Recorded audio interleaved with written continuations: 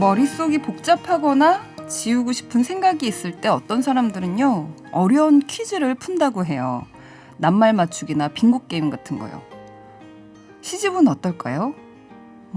정답이 없는 시어들을 내 마음에 닿는 대로 읽고 나면 또 다른 생각을 풀어내는데도 좀 자신감이 생기지 않을까요? 자, 문학동네와 함께하는 문학의 퐁당!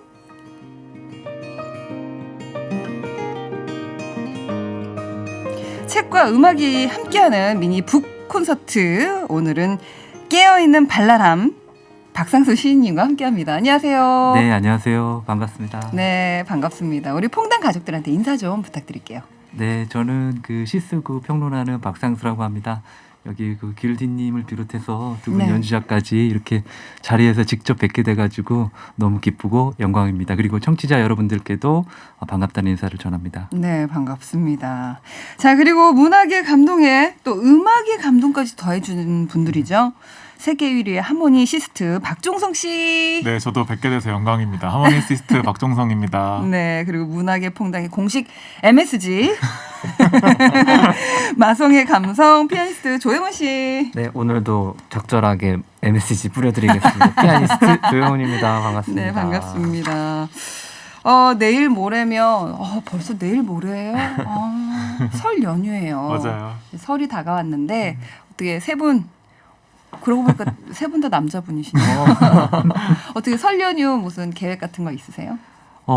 원래는 뭐 이제 보통 이제 의례적으로 어떻게 보면 그리고 또 오랜만에 양가 부모님들 찾아뵙고 하는데 올해는 이제 그렇게 못할 것 같고 그냥 전화로만 인사드리고요. 가족들하고 오붓하게 시간 보내려고 합니다. 네, 두 분은 저도 올해는 영상으로 세배 드리기로 했어요. 그래서 집에서 네. 조용히 좀 지내지 않을까 싶습니다.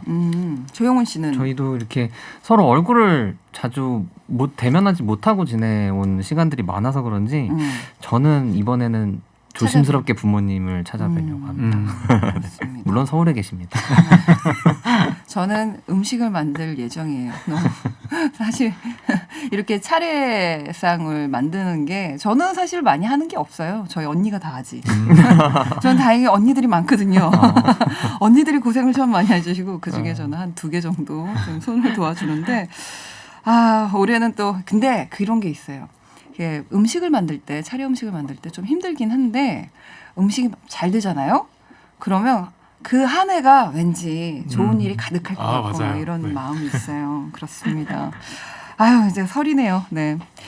자, 박상수 시인님을 모셨는데 박상수 시인님은요 문학 평론가로도 활동하고 계시고요. 대학 강단에 서 계시기도 합니다. 네.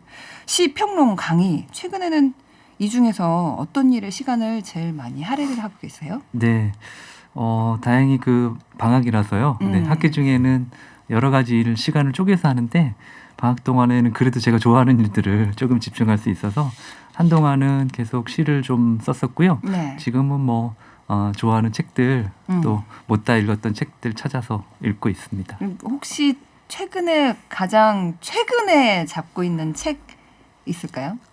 그 제목은 갑자기 생각이 안 나는데 저기 그 이근화라고 하는 시인이 쓴 에세이집이 있어요. 이근화? 예. 네. 동료 시인이기도 하고 네. 제가 좋아하는 시인이기도 한데 그 시인이 썼던 에세이집에 그 아이들하고 같이 아이들이 직접 그린 그림도 들어가고 그리고 엄마로서 그리고 아이들의 일기도 같이 들어있고 해가지고 그 책을 되게 재밌게 그렇게 읽고 있습니다. 네.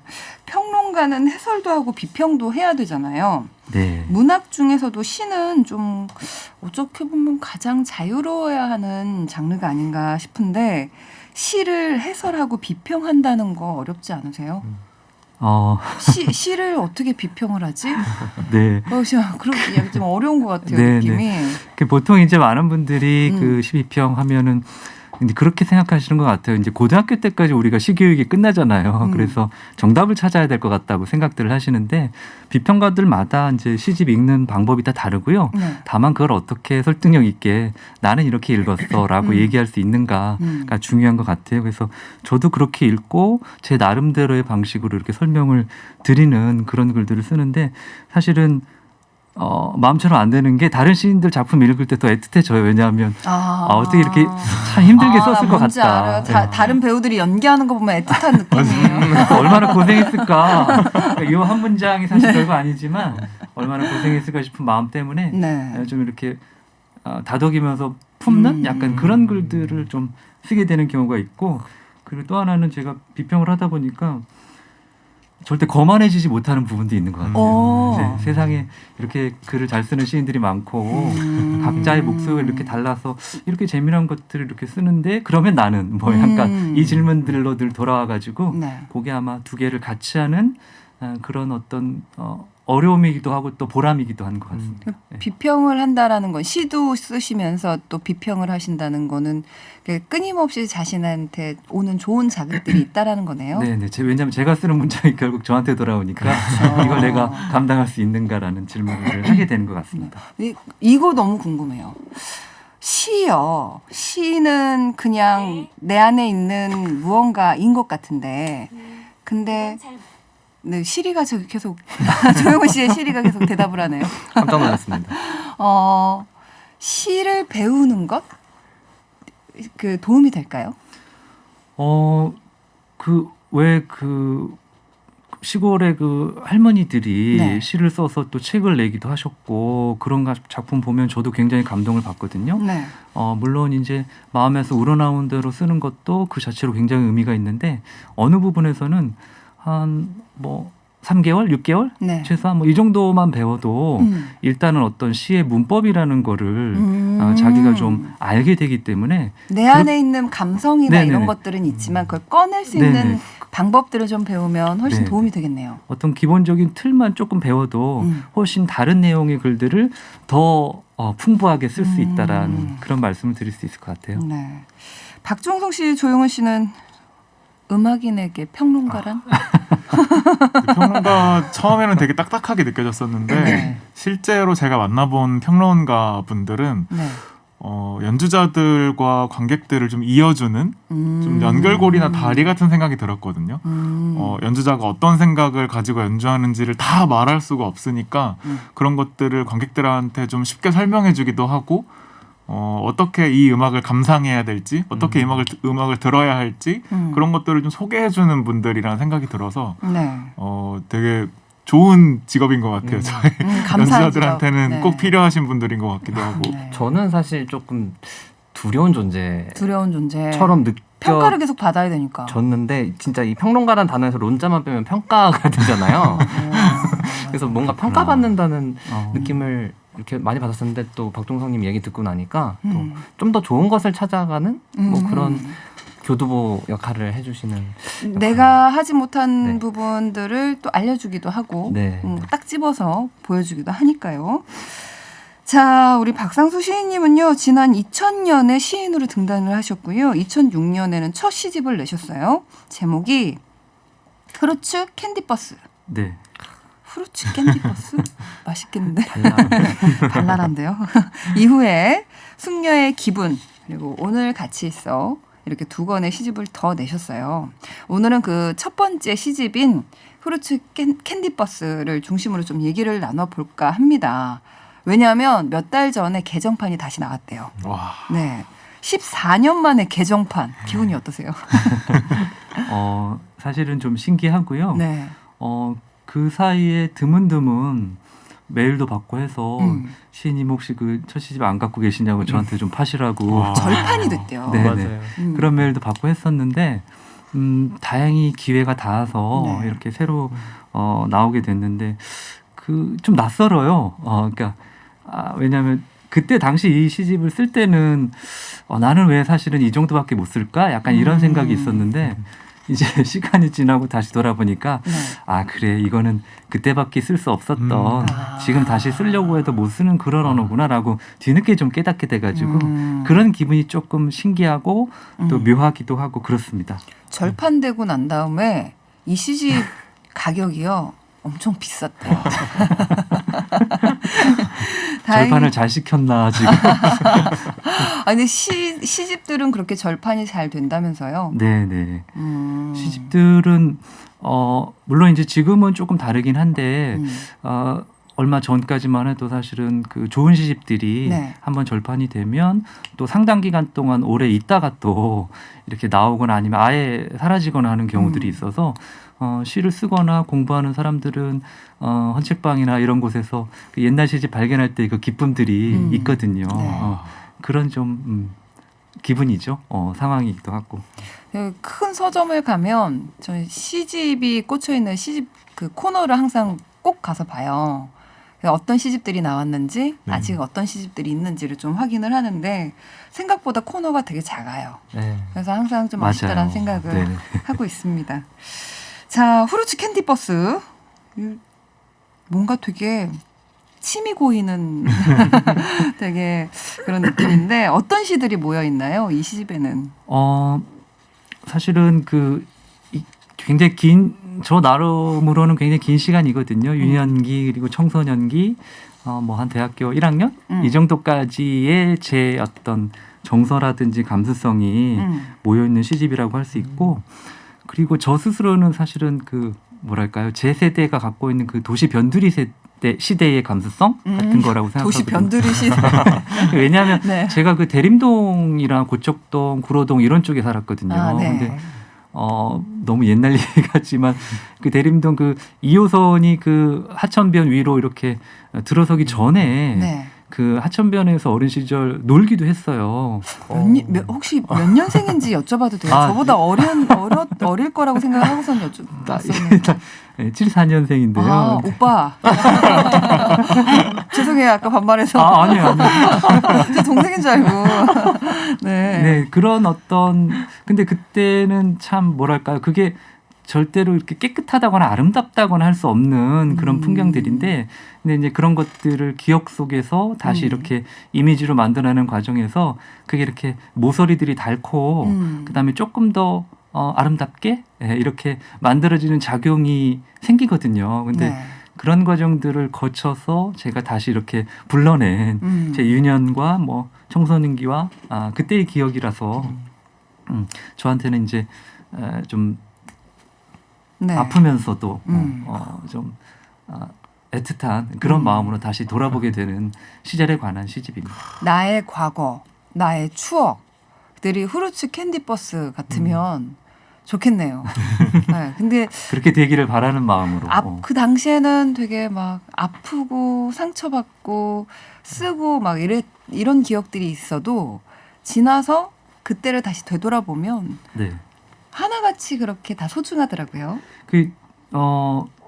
어린 시절에 지금도 생각나는 장면 중에 하나가 그 아버지가 마당에 하수구를 막아가지고 여름에 왜요? 그 마당이 약간 움푹 패여 있었거든요. 근데 거기 하수구를 막아서 수돗물을 틀어가지고 수영장을 만들어주셨어요. 오, 신박하네요. 진짜 신박하죠. 네. 근데 그 당시에는 그게 너무너무 즐거웠고 네. 근데 그걸로 잊었다고 생각했는데 시를 쓰는 과정에서 그때의 풍경들이 떠오르면서 정말 그때 그 사랑받았구나 약간 이런 느낌도 들고 다시 되새겨보게 되는 근데 사실은 그게 멋지거나 막 엄청 막 그런 수영장이 아니잖아요. 근데 거기서 물장구 치면서 놀았던 그때의 기억들도 담겨 있죠. 네, 그렇습니다.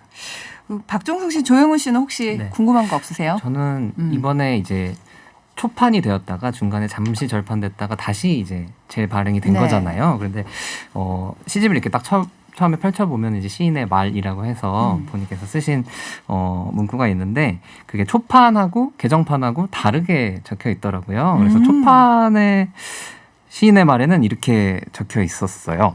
괜찮니? 그래, 오늘은 잠깐 너를 보러 온 거야. 달이 있고 여전히 이곳엔 지구인의 폐기된 기억이 떠다닐 테지만 2006년 2월에 박상수 시인님께서 쓰신 말이고 여기에서 이 너라는 대상이 누구였을까 저는 그게 궁금했거든요. 그녀죠 뭐. 네, 뭐 그녀라고 통칭할 수 있겠고. 듣고 있니? 제가 또 사랑했던 아꼈던 그런 기억들과 풍경들이 바로 그 너라는 말 속에 다 들어있는 것 같고요. 네. 뭐 예를 들면 골목에서 제가 어렸을 때 한번 미아가 될 뻔한 적이 있었거든요. 근데 정말 간발의 차이로 그 어머니가 언덕에 어떤 여자가 제 손을 잡고 이렇게 언덕을 넘어가고 있었는데 엄마가 얘가 왜 안 들어오나 밖에 나갔다가 겨우 이름을 불렀는데 제가 그 여자가 손을 놓고 가고 저는 이제 뒤돌아봐가지고 어머머머. 저를 이제 찾았던 뭐 그런 어머머. 시절의 에피소드도 이렇게 스며 있고 네. 그리고 겨울날 그 마당에 그 언 참새가 이렇게 죽어 있는 그래서 걔를 이렇게 소중히 안고 들어와가지고 TV 그 대위에 이렇게 올려놨던 그러면 좀 살지 않을까 막 뭐 약간 이런 어린 시절의 상상이라든지 그러니까 이런 것들이 좀 다 이렇게 예, 들어있는 너이기도 하고요. 시의 가장 좋은 거는 함축적인 네. 의미이잖아요. 그래서 그 너 안에는 박상수 시인님이 가지고 있는 모든 기억의 타인, 상대방, 네. 누군가 이지 않았을까라는 생각이 듭니다. 근데 이번 개정판에도 이제 시인의 말에서 또 너가 등장하는데 네, 이제 이렇게 써 있습니다. 난 마치 미래를 보고 온 사람처럼 벌써 가슴이 아파오고 있어. 미안. 이젠 정말 내 얼굴이 떠오르지 않아. 2020년 10월의 박상수. 여기서도 보통, 너는 네, 같은 대상인데. 사람일까? 보통 이젠 정말 네 얼굴이 떠오르지 않아 이렇게 얘기하면 떠오른다는 소리거든요. 정말 맞아요, 맞습니다. 네. 지금 떠오르고 있다는 네. 거 보고 싶다는 소리거든요. 그러니까 여기도 뭐 비슷하긴 한데요. 그러니까 그 일단 이 시집이 그 시간차를 두고 다시 발간이 됐다는 것 자체가 너무 앞서 말씀드렸지만 신기한 일이기도 하고 그리고 그때 시집을 쓸 때는 뭐랄까요 미래가 조금 더 뭐랄까 이렇게 확 펼쳐질 것 같다, 더 나아질 것 같다, 완전히 다른 삶이 가능할 것 같다라고 믿었던 어떤 시간들이 그래도 그 시집을 쓸 때는 있었던 것 같은데 한참을 이렇게 또 살아오고 다시 그 시절을 돌아보니까 그때 생각했던 대로 살고 있나? 약간 이런 마음도 좀 들고 그래서 그런 얼굴들을 내가 여전히 기억하면서 살고 있나? 그러지 못한 것 같은데 약간 뭐 이런 마음이 또 들어 있어서 여기에서 이제 내 얼굴이 떠오르지 않아 이렇게 좀 쓰게 된 게 아닌가 싶습니다. 네. 자, 이제 여러분이 기다리고 계신 낭송의 시간인데요. 자, 박상수 시집 후르츠 캔디 버스 중에서 오늘 두 편의 시를 여러분께 소개해 드릴 건데요. 첫 번째 낭송 작품으로는 표제작인 후르츠 캔디 버스 골라주셨어요. 이 시는 어떤 시인지 좀 소개 좀 부탁드릴게요. 네, 짝사랑의 시입니다. 아. 네. 제가 좋아하던 사람을 생각하면서 아프다. 아프냐 나도 아프다. 네. 그 끝인가요? 네. 짝사랑의 시. 네. 이 혹시 어떻게 쓰게 되셨는지 좀 여쭤봐도 돼요? 네. 사실은 그 제 개인적인 기억이 있고요. 대학교 1학년 때 이제 제 친구들과 함께 그 우연히 이제 집에 가는 버스를 같이 타게 됐는데 제가 혼자서 마음속으로 짝사랑하고 있던 사람하고 저만 그 버스에 우연히 남게 됐어요. 그 뒤로도 아마 설레요. 그런 일은 정말 없었을 것 같은데 근데 네. 저는 앞에 쪽에 그 조금 앉아 있었고 또 그 친구는 맨 뒷좌석에 앉아 있었는데 너무 어색하잖아요. 네. 다 내렸는데 둘이 떨어져서 앉는 게 또 얼굴은 알고 있는 사이니까 그래서 그 친구가 이제 뒤로 와서 같이 앉자고 해가지고 타고 가는데 할 말도 없고 서로 되게 어색하고 근데 그 친구가 진짜 가방에서 나 이번에 내려. 틴 케이스에 든 네. 그 사탕 후르츠 캔디 네. 들어있는 그걸 꺼내면서 너 하나 먹을래 해서 저 하나 먹고 그 친구 하나 먹고 버스를 타고 갔다. 그게 전부예요 사실은. 근데 이제 제 마음속에는 그때 그 행복감 같은 것이 너무 오래 남아 있어서 그 기억을 생각하면서 썼던 그런 시입니다. 모두들 이제 저희가 첫 번째 시인 후르츠 캔디 버스를 낭송해 드릴 건데 나의 첫사랑? 을 한번 좀 생각해 보시면서 들어보시면 어떨까 싶습니다. 자, 박상수 시인님과 제가 낭송해 드릴 거고요. 이어서 박정성 씨와 조영훈 씨가 그러니까 멋진 연주 이어 주실 거고요. 들으시는 동안 감상평과 질문 짤막하게 보내주세요. 50원의 유료 문자 샵 0951, 긴 문자와 사진은 100원이고요. TBS 앱으로 참여하시면 무료입니다. 낭송해 드릴게요.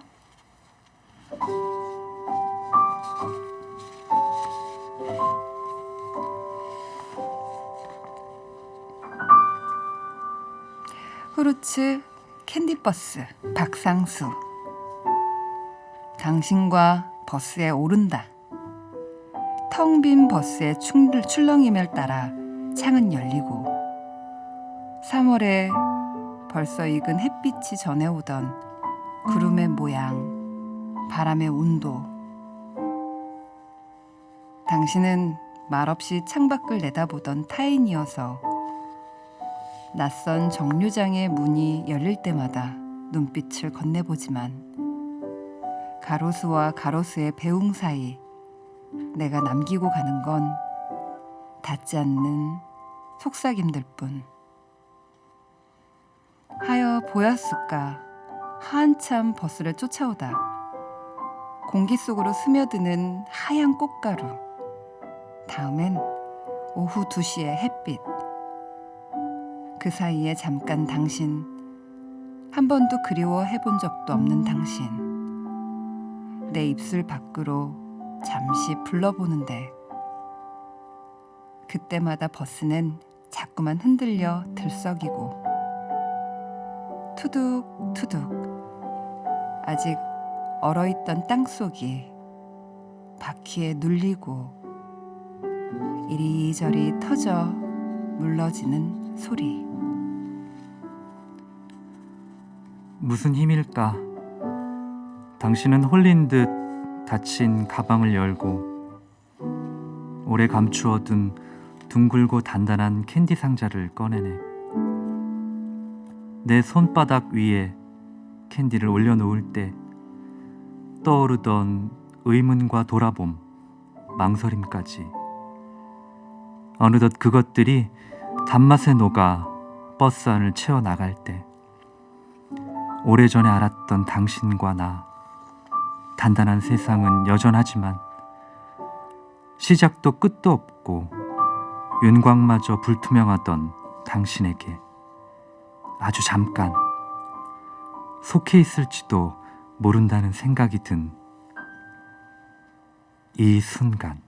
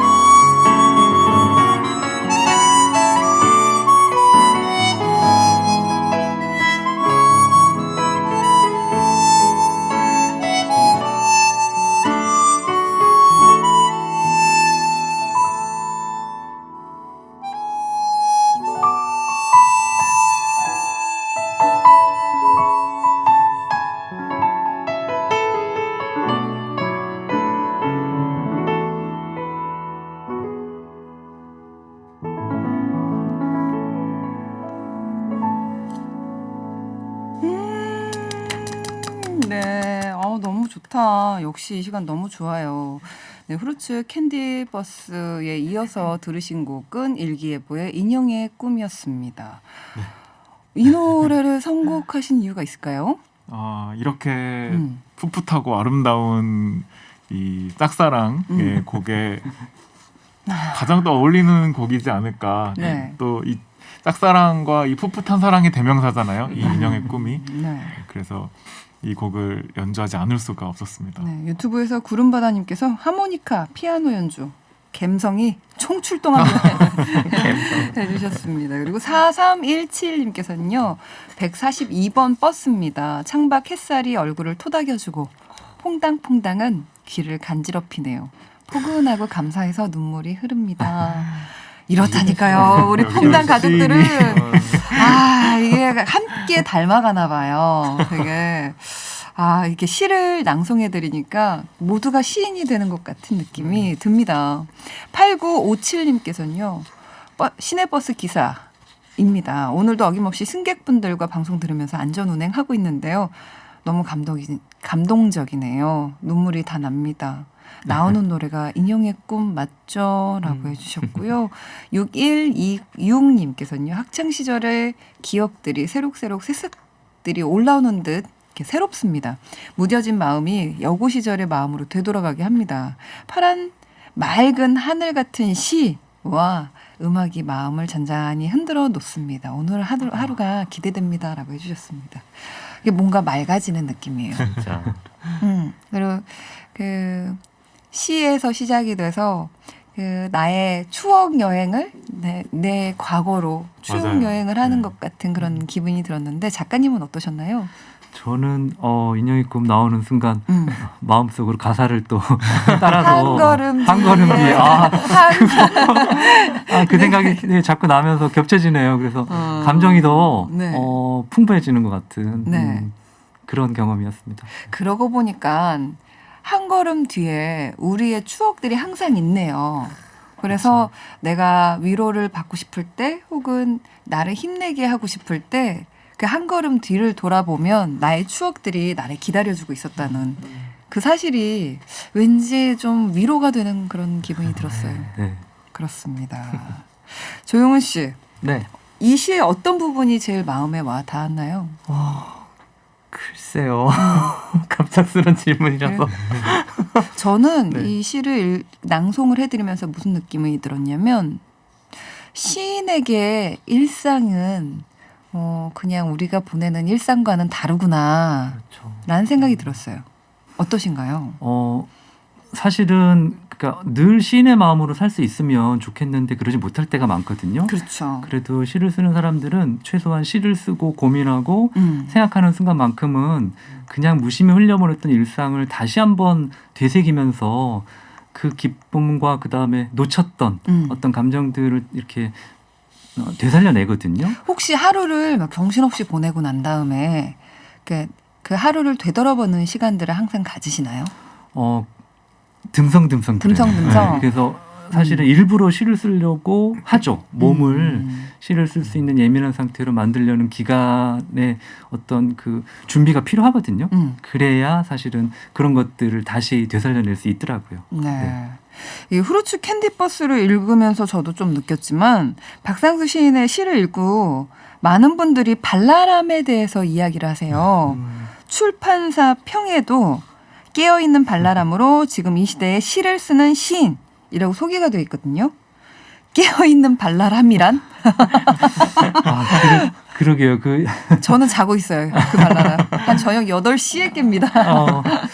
저도 뭐 이런 얘기를 간혹 들을 때마다 좀 이게 오그라드는 말이기도 하고. 근데 너무 귀여워요. 네. 깨어있는 발랄함. 제가 실제로 그런가 싶은데 네. 그냥 저는 이제 대한민국을 살아가는 40대의 남성이지만 그러니까 제 안에도 여성성이라는 것이 있고 그리고 그것이 사실 다른 사람들에게 드러내고 내놓을 수는 없지만 최소한 글을 쓴 것만큼은 약간 자유롭게 풀어지는 면들이 있거든요. 예쁜 거 좋아하고 귀여운 거 좋아하고 그리고 아름다운 거 보면 이제 뭐 눈물 흘리고 뭐 이런 감수성들이 사실은 우리가 되게 딱딱하게 관계들을 맺고 이렇게 공식적인 자리 뭐 이런 데서 결코 할 수 없는 것들인데 이제 혼자 있는 순간만큼은 그런 것들을 글로 풀어낼 수 있어서 아마 그런 것들을 보시고 말씀해 주시는 것이 아닌가. 그리고 제가 단 것을 좋아해요. 단 거? 달달한 거요? 네, 그래서 제 시집 읽은 어떤 분들은 네. 시집에 단 게 너무 많이 나와가지고 시집 읽고 나면 물 마셔야 될 것 같다고. 달달해서? 네네. 아마 그런 어떤 개인적인 취향들이 단어 선택이나 아니면 시어들을 그런 쪽의 단어들로 좋다. 예, 많이 쓰게 한 것 때문에 그런 말씀들을 하시는 게 아닌가 싶습니다. 마치 박상수 시인님의 시는 사탕을 입안에다 넣고선 이렇게 돌려 혀로 네, 이렇게 돌리면서 먹잖아요. 이렇게 그런 느낌이 드는 그런 느낌이 듭니다. 맞아요. 우리 퐁당 가족들은 퐁당 가족들의 발랄함은 깨어 있나요? 어떻게 물어보고 싶네요. 당신의 발랄함은 안녕하십니까? 자, 이 시대에 지금 이 시대에 어떤 것들을 시인님은 담고 싶으세요? 제가 실은 그 첫 시집은 그 유년과 청소년 시절에 대해 썼지만 두 번째, 세 번째 시집은 동시대의 특히 그 젊은 친구들의 이야기를 좀 테마로 쓰게 됐거든요. 네. 그러다 보니까 사실은 뭐랄까요, 뭐 왜 우리 흔히 그런 말들 많이 하잖아요. 너 절박하게 살아야지, 너도 성공할 수 있다. 뭐 이런 말들. 네. 이제 그런 말들이 주는 약간 폭력성들이 있는데 그런 것들을 시에 사실은 좀 담아서 살짝씩 이렇게 유머러스하게 좀 비틀고 싶은 네. 그러면서 세태도 풍자해보고 싶은 그런 마음이 있어서 실은 분위기가 좀 많이 두 번째, 세 번째 시집은 첫 번째와 또 다르기도 해서요. 그 격차를 말씀해 주시는 독자들도 간혹 있습니다. 네. 자, 이제 두 번째 낭독을 해드릴 건데요.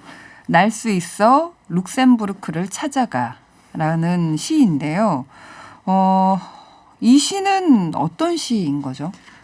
왜냐하면 조금 어려웠어요 저한테는.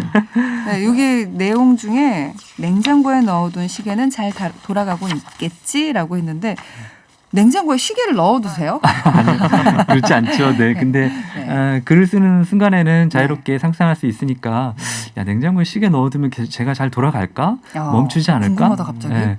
근데 그렇게 멈추거나 혹은 이렇게 굴절되는 시간들이 그게 시간이 아닌 걸까? 뭐 이런 생각들 하면서 그러고 보니까 냉장고에는 신선함을 보관을 해놓잖아요. 네네. 그 시간을 이렇게 동봉을 해서. 네네네. 그러니까 시간을 집어넣으면 시간도 그게 될지. 될지. 네. 역시 시인들 역시 다릅니다. 네. 네. 그래서 약간 보관하고 싶은 마음도 있지만 동시에 보관이 안 되지 않을까? 그런 여러 가지 마음들을 사실은 그 문장에 좀 담고 싶어서 썼던 문장이기도 합니다. 시간에도 유통기한이 있을까요? 시간은 그렇죠. 사랑에는 유통기한이 있을까요? 대답해주지 않을 거야. 룩셈부르크를 찾아간 이유가 혹시? 이거는 그냥 제 마음속에 갖고 있던 어떤 청소년기의 뭐랄까요? 병? 그러니까 내가 생각하는 것들을 사람들이 과연 알아줄까? 네. 알아주지 않는 것 같아. 그러면서 약간 혼자만의 세계에서 슬퍼하는 그런 어떤 목소리. 제가 남중 남고를 나왔거든요. 네. 근데 이제 전 여중 여고 나왔어요. 그러다 보니까 제 마음속에 그 빨간머리 앤과 다이아나처럼 마음의 친구를 갖고 싶은 생각이 있었는데 그게 약간 그 남중 남고에서는 충족이 좀 안 되는 면이 있었어요. 다들 거칠기도 하고 그때는 티격태격 싸우고 약간 이런 것들이 강해서 저는 이제 편지 주고받고 하는 것들 뭐 이런 것들의 친구를 삼고 싶은 마음이 있었는데 그런 것들을 떠올리면서 어떤 그 외로움을 좀 담아봤던 그런 시이고 그런 마음의 상태를 룩셈부르크 병으로 한번 표현해봤습니다. 네. 두 분의 마지막 연주는 어떤 곡을 준비해 주셨나요? 네, 오늘 작품 고민 진짜 많이 했는데요. 네. 이게 처음 읽었을 때는 이게 죽음을 앞둔 사람의 좀 슬픈 시인가? 근데 한 5번쯤 읽으니까 짝사랑에 대한 아주 풋풋하고 예쁜 시인가? 아주 귀여운 시인가?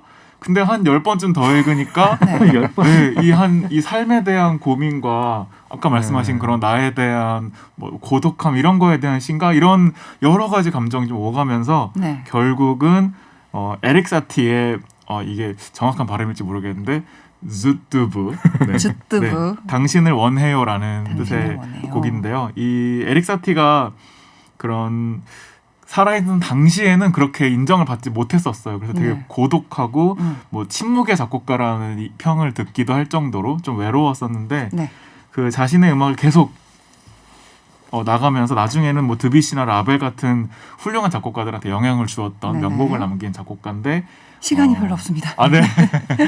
이 작곡가의 당신을 원해요라는 곡을 준비했습니다. 네. 이 낭송을 해드리면서 저희는 함께 물러가도록 하겠습니다. 거봐요, 시인님. 시간 되게 짧죠? 그러네요. 저 얼른 저희 낭송해드릴게요. 날 수 있어 룩셈부르크를 찾아가. 미안, 병에 걸렸어. 어제는 외래인 대기실에 앉아 꾸벅 졸다가 돌아왔고, 내일은 알 수 없지만 모레도 마찬가지일 거야. 난 그저 19세기식 백과사전을 펼쳐놓고 물었던 것 뿐인데 선생님이 말해주었어. 예, 그런 병은 없는 거고 그래서 모두 너를 미워하는 거야. 넌 내가 마스크를 한 채 모자를 눌러 쓰고 지나가는 걸 본 적이 있지? 난 그저 너를 좋아하는 것 뿐인데 이제 난 말도 못하고 들을 수도 없어. 냉장고에 넣어둔 시계는 잘 돌아가고 있겠지. 뱃속이 바람으로 가득 차 멍하니 입이 다물어지지 않아. 너 같은 거 편의점에 가면 얼마든지 살 수 있다고 말했어야 하는데 난 죽음을 기다리며 행복하게 살 수 있다고 말했어야 했는데 난 죽음을 기다리며 행복하게 사는 소년처럼 한 번도 대기실을 지나 어디로 가는지 생각해 본 적도 없고 미안. 이제 마지막 남은 오른쪽 눈마저 퇴화하기 시작했어. 난 내가 가진 가장 좋은 것도 너에게 주지 못했는데 정말 룩셈부르크 병에 걸린 걸까?